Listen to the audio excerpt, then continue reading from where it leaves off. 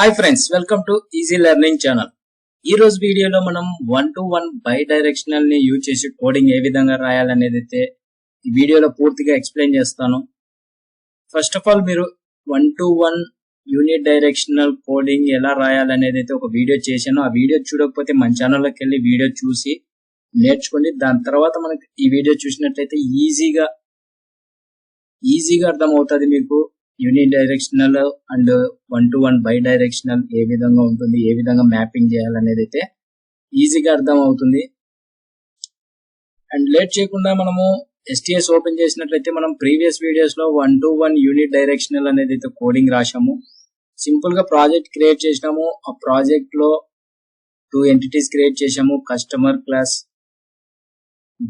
Spring boot data JPA annotations ఇచ్చేసాము and item class create చేసాం. ఈ ఐటమ్ క్లాస్ లో మనము ఐటమ్ ఐడి, ఐటమ్ నేమ్, ఒక కన్స్ట్రక్టర్ క్రియేట్ చేసుకొని డేటా JPAకి సంబంధించి annotations ఇచ్చేసాం. ఇక్కడ కస్టమర్ క్లాస్ లో మనము ఐటమ్ కి సంబంధించి ఐటమ్ క్లాస్ ది వేరియబుల్ గా ఇక్కడ డిఫైన్ చేసుకొని ఒక కస్టమర్ కి ఒక ఐటమ్ అనేది డిఫైన్ చేస్తున్నాం కాబట్టి, మ్యాపింగ్ చేస్తున్నాం కాబట్టి సింపుల్ గా OneToOne అనేసి ఇచ్చేసాము. ఇక్కడ మనం కాలం నేమ్ కూడా రాసుకున్నాము.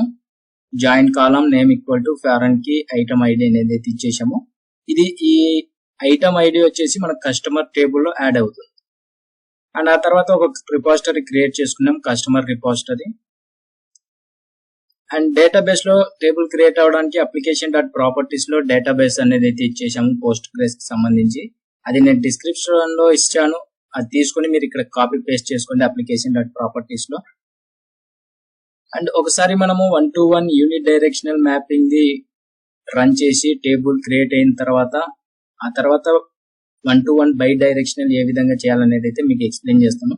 సింపుల్ గా ఒక 2 స్టెప్స్ రాసినట్లయితే మనకు OneToOne Bidirectional అనేది అయితే అయిపోతుంది. సింపుల్ గా మనము ఈ OneToOne unit directional the run చేసిన తర్వాత మన టేబుల్స్ చూసిన తర్వాత OneToOne Bidirectional కి OneToOne యూనిట్ డైరెక్షనల్ కి ఏంటి డిఫరెన్స్ అనేది అయితే మీకు ఎక్స్ప్లెయిన్ చేస్తాను. మనం ఆల్రెడీ పోర్ట్ నెంబర్ 9000 తో ఆల్రెడీ ఇన్ యూజ్ అంట. మనం దీన్ని స్టాప్ చేద్దాము, స్టాప్ చేసి రన్ చేద్దాము. నేను ఆల్రెడీ ఇందాక రన్ చేసినట్లున్నా.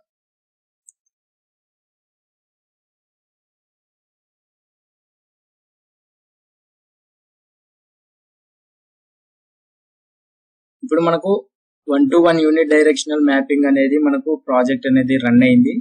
సింపుల్ గా సెర్చ్ లోకి వెళ్ళి SQL సెల్ అనేది అయితే ఓపెన్ చేయండి. ఓపెన్ చేసి 4 times ఎంటర్ చేసినట్లయితే పాస్వర్డ్ అడుగుతుంది. ఇక్కడ మీ పాస్వర్డ్ అనేది అయితే ఎంటర్ చేసేయండి. ఎంటర్ చేయండి. ఆ తర్వాత మనం సెలెక్ట్ స్టార్ ఫ్రమ్ కస్టమర్, మనం ఇక్కడ కస్టమర్ క్లాస్ లో ఏదైతే టేబుల్ నేమ్ ఇచ్చామో ఆ టేబుల్ నేమ్ ఇక్కడ ఎంటర్ చేయాలి. Select star from customer enter చేసినట్లయితే ఐడి వచ్చేసింది, నేమ్ వచ్చేసి జాన్ వచ్చేసింది, ఫారెన్ ఐటమ్ కి ఐటమ్ ఐడి 2 అనేది అయితే వచ్చింది. అదే విధంగా మనం ఐటమ్ టేబుల్ కూడా చూసేద్దాము. ఐటమ్ ఐడి వెళ్ళి మన కస్టమర్ టేబుల్ కి అసైన్ అయింది. ఈ ఐటమ్ ఐడి వచ్చేసి జాన్ కి, ఈ కస్టమర్ కి ఈ ఐటమ్ 1 అనేది అయితే అసైన్ అయింది. ఇది మనకు unit direction OneToOne unit directional mapping. Simple గా ఒక కస్టమర్ కి ఒక ఐటమ్ అసైన్ చేసినాము. ఆ ఐటమ్ వచ్చేసి వేరియబుల్ గా ఇక్కడ డిఫైన్ చేసుకొని OneToOne మ్యాపింగ్ అనేది అయితే చేస్తున్నాం. ఇక్కడ ఏం లేదండి, మనకు OneToOne Bidirectional అంటే ఇప్పుడు కస్టమర్ క్లాస్ లో ఐటమ్ క్లాస్ కి సంబంధించి వేరియబుల్ ఏ విధంగా డిఫైన్ చేశామో అదే విధంగా మనం ఐటమ్ లో కూడా కస్టమర్ ది వేరియబుల్ అనేది అయితే క్రియేట్ చేసేద్దాం. ఐటమ్ క్లాస్ లో కూడా మనం కస్టమర్ కి సంబంధించినది వేరియబుల్ అనేది అయితే క్రియేట్ చేద్దాం. సింపుల్ గా ప్రైవేట్ కస్టమర్ వేరియబుల్ నేమ్, తర్వాత దీనికి OneToOne అనేసి ఏదైతే ఇచ్చేద్దాము. OneToOne మ్యాపింగ్ అనేది ఇచ్చేసిన తర్వాత మనకి ఇక్కడ క్యాస్కేడ్ టైప్ డాట్ ఆల్, ఇక్కడ మ్యాప్డ్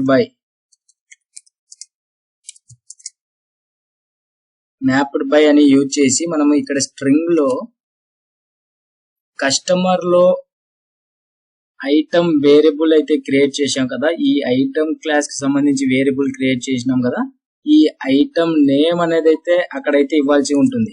సింపుల్ గా ఈ ఐటమ్ నేమ్, ఈ ఐటమ్ వేరియబుల్ వచ్చేసి మనం ఇక్కడ మ్యాప్డ్ బై అనేది దాంట్లో ఇచ్చేసినట్లయితే సింపుల్ గా సేవ్ చేసి ఈ ఐటమ్ క్లాస్ లో కస్టమర్ అనే క్లాస్ వేరియబుల్ క్రియేట్ చేసుకొని OneToOne annotation యూజ్ చేసి ఇక్కడ మ్యాప్డ్ బై ఐటమ్, ఈ ఐటమ్ వచ్చేసి ఐటమ్ వేరియబుల్ నేమ్ వచ్చేసి కస్టమర్ లో మనము ఐటమ్ వేరియబుల్ క్రియేట్ చేసుకున్నాం కదా, ఈ ఐటమ్ వేరియబుల్ నేమ్ అనేది తీసుకెళ్లి మ్యాప్డ్ బై ఇక్కడ ఇవ్వాలి. ఎందుకంటే మన కస్టమర్ క్లాస్ లో ఐటమ్ ఐడి అనేది అయితే అసైన్ అవుతుంది కాబట్టి. సింపుల్ గా రన్ చేసినట్లయితే మనం టేబుల్స్ కి వచ్చేసి సింపుల్ గా కస్టమర్ టేబుల్ చూసినట్లయితే సేమ్ అదే విధంగా ఉంటుంది. ఐటమ్ టేబుల్ చూసినట్లయితే సేమ్ అదే విధంగా మనకు దానికి దీనికి ఏం డిఫరెన్స్ అయితే ఉండదు. టేబుల్స్ అనేది అయితే సేమ్ గా ఉంటది. ఐటమ్ ఐడి వెళ్ళి మనకు కస్టమర్ క్లాస్ లో కస్టమర్ టేబుల్ కు అసైన్ అవుతుంది. అంతే, సేమ్ డిఫరెన్స్ అండి. కస్టమర్ క్లాస్ లో ఐటమ్ క్లాస్ కి సంబంధించి వేరియబుల్ అనేది డిఫైన్ చేసుకొని OneToOne annotation యూజ్ చేసినాము. అదే కస్టమర్ క్లాస్ లో ఐటమ్ వేరియబుల్ క్రియేట్ చేసుకున్నాం, ఐటమ్ క్లాస్ లో కస్టమర్ వేరియబుల్ డిఫైన్ చేసుకున్నాం.